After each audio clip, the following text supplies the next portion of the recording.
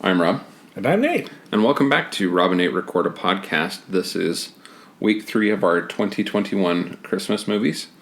And this was, again, my pick for tonight. Mm-hmm. And I would like to start off by pointing out one thing.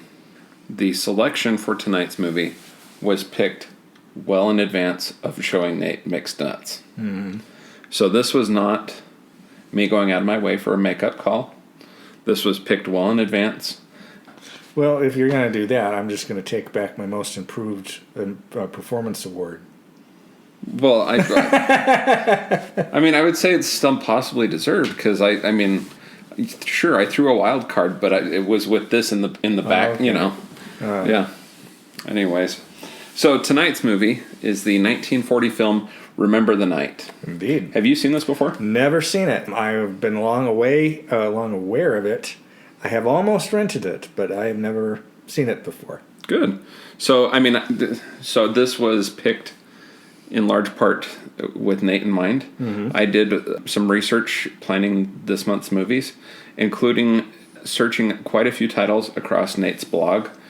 For those of you who are interested, it's his other band at .blogspot.com. Yeah. Mm-hmm. And I did quite a bit of searching to ensure that any of the movies that I was planning to possibly show Nate this month were not on his blog, which would mean that he hadn't seen it roughly the last 15 years. Yeah. That it's not, yeah. So that meant it was open game. I was not positive that Nate had never seen this movie, but if it wasn't on his blog, I figured it was open game. It also looked good enough that I was surprised I had not heard of this movie before. Yeah. I was not really aware of this movie until I started searching for some titles, some different out-of-the-box Christmas movies. I mean, I've made it to middle age without being aware of this movie, so I would say I was going a little bit out of the box. Yeah. First thoughts, Nate? Well, did you want to give your thoughts, or do you want me to give my thoughts first? I can go first. Okay. It has kind of your conventional meet-cute scenario, but it's played a little bit differently, and for me it really worked. It was pleasant. It was, you know, there's a lot of little twists and turns and, you know, things that come along the way. In some ways it's conventional and in some ways it's unconventional, but it was a lot of fun. You know, I really enjoyed this movie. So yeah. Should we tell them what the plot is? Yeah, so the plot is you have John Sargent, who is played by Fred McMurray, who is a prosecutor in New York City, and he specializes in prosecuting women. And we have Barbara Stanwick, who plays Lee Leander, who is arrested for stealing from Myers Jewelry. Myers and Company Jewelers. Yeah.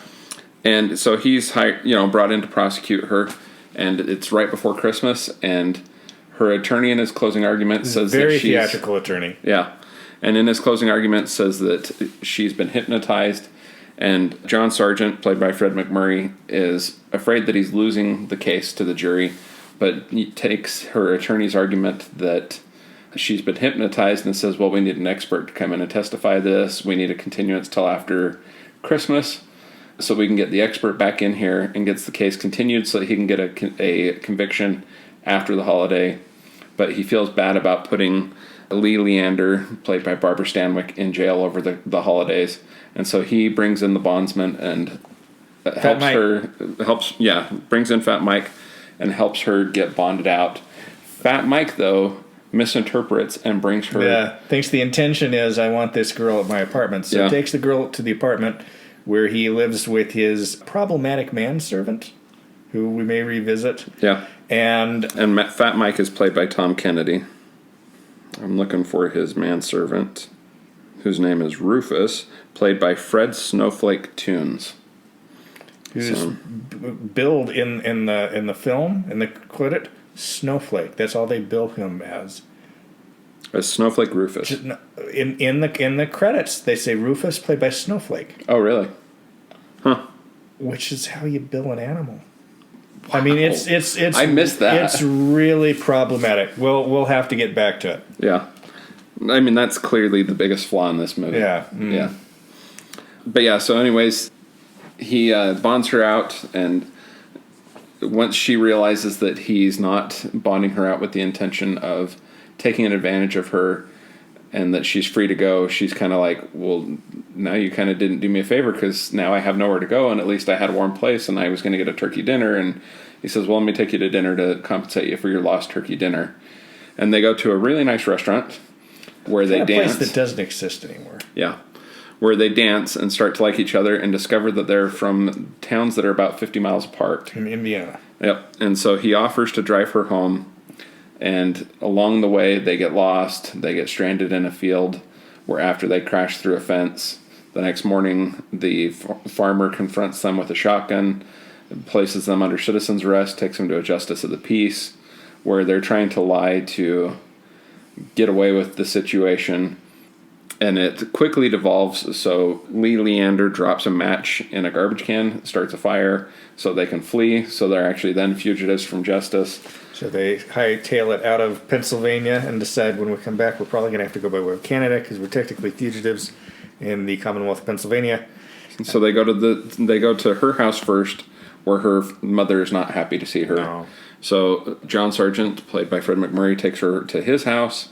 He openly tells his mother, Mrs. Sargent, played by Beulah Bondi, that he's, she's not his This isn't girlfriend. a love interest. This is why This is someone I'm prosecuting, but she had nowhere to go, so on and so forth. And of course, over the preceding, basically 7 days, 8 days, they fall in love. Succeeding. Yeah. And on their way home, they actually go by way of Canada, and it's really funny because at the Canadian border, they says, "What's your reason?" And he says, "We're fugitives from justice." And they just let him right in. And then it proceeds. They go back to court. Mr. Sargent's trying to get her off by being too harsh and trying to convince the jury, And then she changes her plea and pleads guilty to the charges. And they have that ending where they both completely fallen for each other, and she wants to be cleansed. Yeah. And so she wants to serve her time, and he offers to marry her on the spot, and she says, well, when I get out and there's nothing over my head and you've had ample time to consider it, then maybe. Yeah. So, which is an ending that felt kind of bold. Yeah. But in thinking about it, it was kind of the only ending you could have done in 1940 as some variation on that. But if you were to do that kind of ending today, that would be... I mean, I think it plays quite effectively, even though it is an ending kind of necessitated by the time. Yeah. I mean, you saw it... Maybe you didn't see it coming in terms of what was going to happen. You saw them falling in love. Yeah. But did you see the actual twist at the ending? I hadn't really thought about it much beyond that. I knew they were going to end up together. Yeah. But I didn't know how they were going to get out of the little legal... I thought she was, like he said, I thought she was going to get acquitted. Yeah. So I hadn't quite seen that twist coming. So, yeah. What are your first thoughts on this? Well, so when we were watching this, we watched this off of... TCM. Yep. And they said it's directed by... Mitchell Lyson. And written by Preston Sturgis. And I got all happy because I love Preston Sturgis. Which is part of why I chose this. And, he was a pretty prolific, successful screenwriter. He has huge bill in this. He's one of the first names you see. And it's big. He has his own card. And, he just made such wonderful movies. The Great McGinty, The Miracle of Morgan's Creek, Hail the Conquering Hero, The Lady Eve. He's just a wonderful filmmaker who we will probably return to at some point on this podcast, who burned brightly during the war years, and then his career kind of dried up afterwards. But he had this 4 or 5 year period in which just hit after hit. And so the fact that his name was associated with it made me excited to see it. And I watched it, and I was thinking for the first half that it was pretty fair, and I was thinking, I don't see this spark. Sturgis is obviously better when he's directing his own material and somebody else isn't directing it, because we learned from the introductory and postscript commentary on TCM that the director and him had some disagreements. The director cut large portions from the script and remade the McMurray character. I think probably that one's probably in the interest of the movie. I would agree. But it wasn't until they got to the town, when they got to her town, and you realize this is why she became who she became, because that mother would have been oppressive. The mother hates her daughter and is not shy about it. And like, you're bad, and I don't want you here. And so McMurray feels awful, and so takes him to spend Christmas with his family. Especially since it was his idea to bring her back to her hometown. And which she After hadn't been. he bonded her out and she has nowhere to go. She hadn't been there in forever. Yeah. Since before her father died. And when she arrives, she finds out that her mother's remarried and doesn't even have the same last name anymore. But once they get to his family, you just fall in love with them. They're just so charming, and that's where it really takes off. Yeah, played by Elizabeth Pattinson, and Willie played by Sterling Holloway, who Nate had to point out to me is the original voice of Winnie the Pooh. Yeah, which Rob said he didn't really see until he started singing. Yep. And you're right. Once he sings, like, he's singing like Winnie the Pooh. He doesn't necessarily talk so much. There's parts of it in the voice, but he's playing with the voice a bit when he's doing Winnie the Pooh. But when he's singing, it's the same voice. So this is a fun character. So it's Chili Willie Sims. Who is he? What is his relationship to the family? My assumption was that he was someone from the town who had nowhere to go, perhaps no real family, and that the Sargent family just basically took him in and employed him just so that he had somewhere to go. That's once you said that, it's like, that's exactly what this guy is. It's like, they're such kindly sisters, and they're just great. And the way McMurray's very upfront with his mom early on. It's like, I'm going to give you the context of this. But the aunt is like, get those two together. Trying to help Barbara Stanwyck. And when they're going to the country dance for New Year's, and they're putting her in the corset, putting her in clothes from 40 years earlier.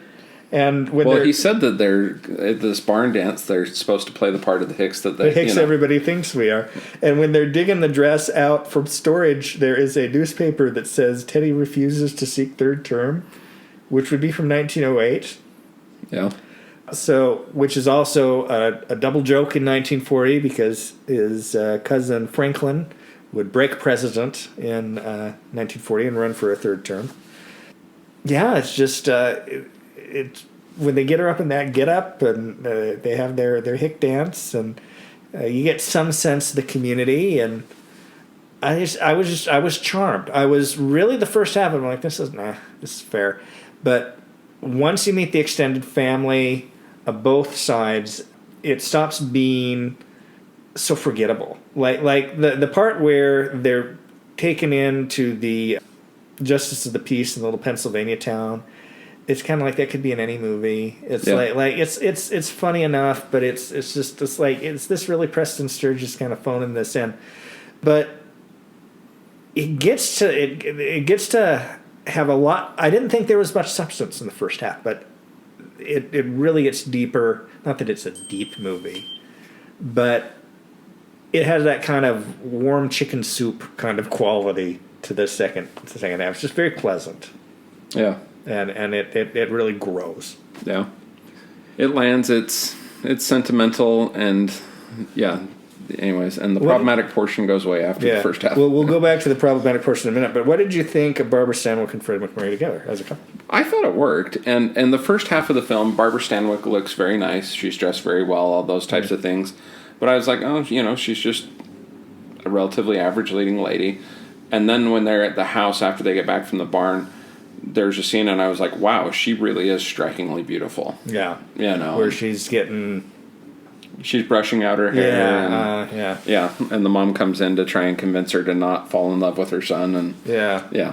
Anyways. So they work together again, most notably in Double Indemnity, which is what I know them as a couple from, and they are steamy in that.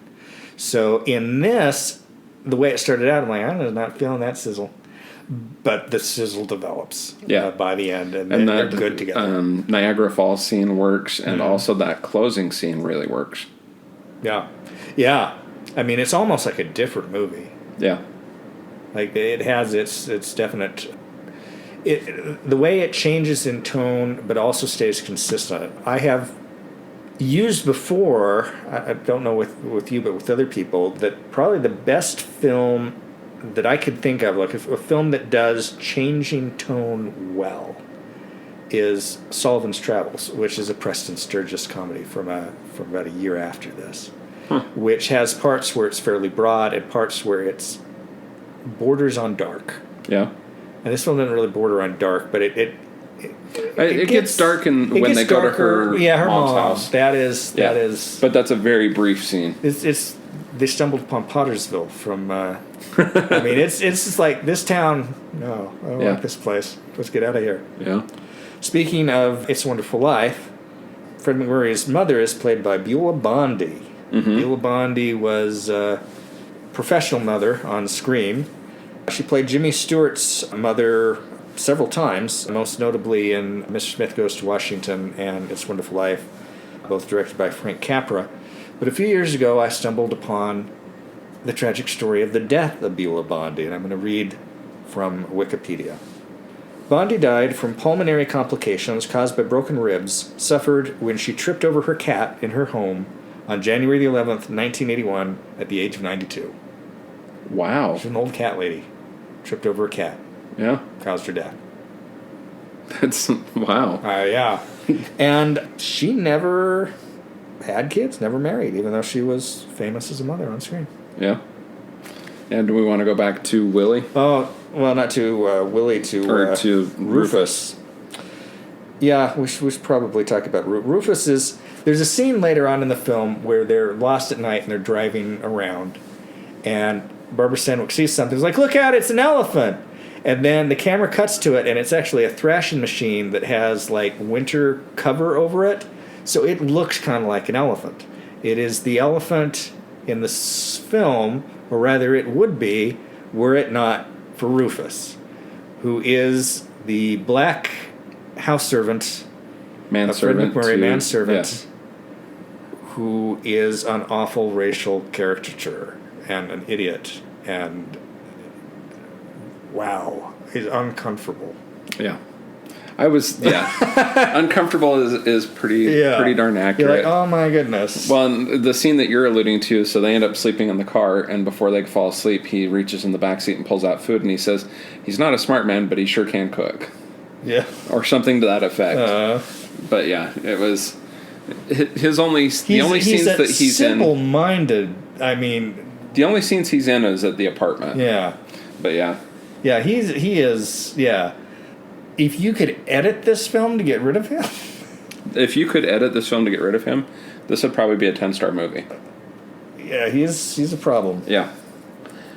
Yeah, and I think we're going to have to factor that in when we get to ratings. Yeah. There are some funny lines from this movie. Yeah. So when they get to the house, the mom... He's in, but he ain't home. Save it for your radio act. Oh, I missed that one. It appears to be a Amos and Andrew reference at the expense of Rufus. Yeah. John Sargent, when he gets home, Mrs. Sargent wants him to play the piano. And he's trying to play it off like he doesn't know how to play the piano. In fact, he actually states the line. He says, I took $14 worth of piano lessons at one point, and they won't let me forget it. And then he finally goes to sit down at the piano to play the piano, which he claims he only knows one song. The mother's, saying, don't believe him. He plays just fine. And she says the line, he plays really well when you consider the size of his hands. I don't know why, but that really made me laugh. Yeah. And then, of course, when they're going back into Canada, he says, I'm a fugitive from justice. There was one line that we didn't catch for sure if we heard it correctly or what the reference was. And it's Hikers when they're... and hobbits. Yeah, and so they're back in the judge's chambers in the courthouse, and John Sargent's boss is in the judge's chambers with him, and the judge is telling him, I saw them at the restaurant, and he's going to throw this case, to get her off, and this and that and the other. So he's listening from back in the judge's chambers, but before the judge steps out, he states this line, something about hikers and hobbits. I don't know if it's then, but it might be a little later, but I think I don't want you in jail with somebody says the line hikers and hobbits. Right? Yeah. It sounds like hikers and hobbits. Now, you're right. It's after she's remanded to the jail. Yeah. Now, it could be because The Lord of the Rings came out in 1937, and this is 1940. So Hobbits is a term. I'm not sure its etymology or how much, if at all, it predated that. But it's just a weird phrase. Yeah. It is an odd phrase, and it doesn't make a lot of sense now, but in context, maybe it made more sense. You don't have to be a horse to judge a horse show. Yeah. And they keep giving each other the same perfume. Yeah. It's the same hour of ecstasy. Isn't that what you got her last? Oh, I didn't. The person at the store told me this was the new thing. Lee Lander, at one point, she says that gag sold. It's got whiskers. She says that joke in at least one other movie. Yeah. Because I remember hearing Stanwick talk about a gag sold that has whiskers on it. Yeah. Well, and then at his apartment, when she thinks that he's bonded her out to obtain favors, she says, now, one of these days, one of you boys is going to start one of these scenes differently, and one of us as girls is going to drop dead from surprise. I also like how she claims to be a bubble dancer. Yeah. When they're asking her profession in Pennsylvania with the Justice of the Peace, and she does the miming, like the women dancing with the bubbles in like a Busby Berkeley show. And, of course, Barbara Stanwyck started her career as a chorus girl. Yeah, I really enjoyed this movie, despite the scenes with Rufus. Mm-hmm. Yeah, with Fred's Snowflake Tunes. Despite that, I enjoyed this film. Again, it's almost easy to forget that he's there, except you can't forget that he's there. Yeah.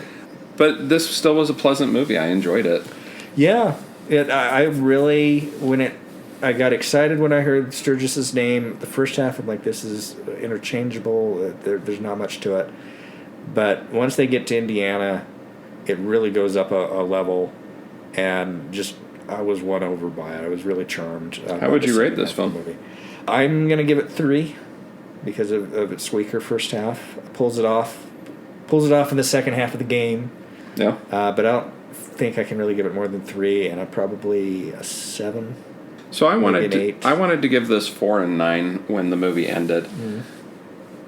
And then I started to think back at it, and I glanced at its aggregate rating. It has an aggregate score on IMDb of 7.6 stars. And my knee-jerk reaction was, that seems low. Mm.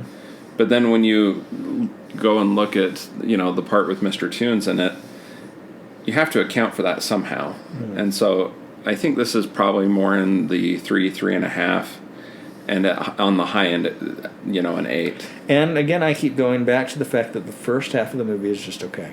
Yeah. But it's still a solid film. Mm. Yeah. I would not be opposed to watching this again at some point. Yeah, it'd probably be worth a revisit. Yeah. It's a charmer. Would you recommend this film to people? I would, but I would tell them about Rufus. Yeah. Yeah, I agree. It does make me want to do, maybe at some point in the future, we've talked about doing a Preston Sturgis month, but Barbara Stanwyck could support a month. Oh, yeah, absolutely. Yeah. Okay, well, anything else on this one? No, I think we've said what we have to say. Okay, then I'm Rob. I'm Nate. And this is Rob and Nate Record a Podcast. According to the director, the role of Lee's mother was originally to be Marjorie Wayne. When Maine's performance proved to be far too broad and overdone, the scene was reshot with Georgia Kane. Yeah, that whole scene, that house, and just that vibe. I mean, it's so efficient the way it totally explained her. Yeah. Well, the cross-eyed uncle, when they get to... Sergeants. Yeah. That portrait that they used for the cross-eyed uncle is the same portrait used in the Barbara Stanwyck film Ball of Fire. Oh. It was completed. The film was completed 8 days ahead of schedule and $50,000 under budget. And Barbara Stanwyck, as they talked about in some of the TCM, and which I've heard for the longest time, was just a pleasure to work with. So they attribute its finishing early and under budget to the professionalism of Barbara Stanwyck. Oh, so Preston Sturgis hung around the set and became friends with Barbara Stanwyck and promised to write a film just for her, which turned out to be Lady Eve. Lady Eve, which is a great film where she's opposite Henry Fonda. So, yeah, I was genuinely surprised and impressed by this film. Yeah. So, okay. Did I make up for it? I think so. I told you that I was holding back a home run, so I felt okay taking the wild swing. It was a bit of a mixed bag, but at least it wasn't mixed nuts. I don't know if that's going to be as good as Gucci Gucci Coo, but yeah. You can see now why I felt a little more comfortable taking the wild swing on mixed nuts when I was holding this back. Okay. Fair enough. You didn't know, though. You didn't know. I expected this would be good. This was my... So I took the wild swing on mixed nuts, expecting this to be my home run. So...